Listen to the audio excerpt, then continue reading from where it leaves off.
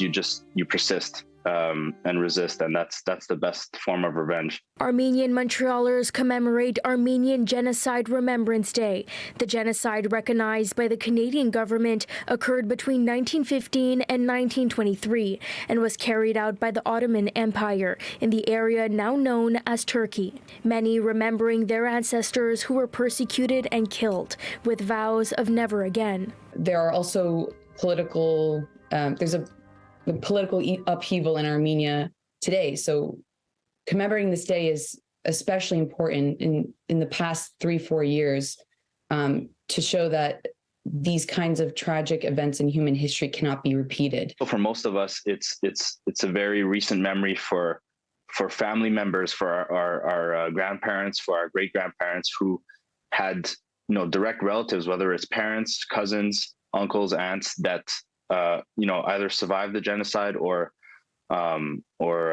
perished in it. So, it's a reminder for us of where we come from, but also, a reminder as well to keep on fighting for what we believe in. This day is, as it is for many Armenians, very close to our hearts, despite having many communities across the world, many Armenian communities that have been in those places, different cities, the Armenian diaspora. They've been there for a long time. They've developed their own economies, their own familial lines there.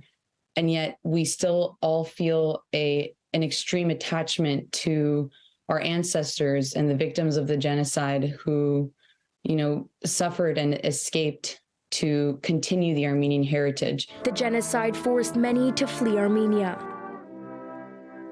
Most of our grandparents and parents, weren't born in Armenia. They were born in either Syria or Lebanon. My grandparents were born in Syria.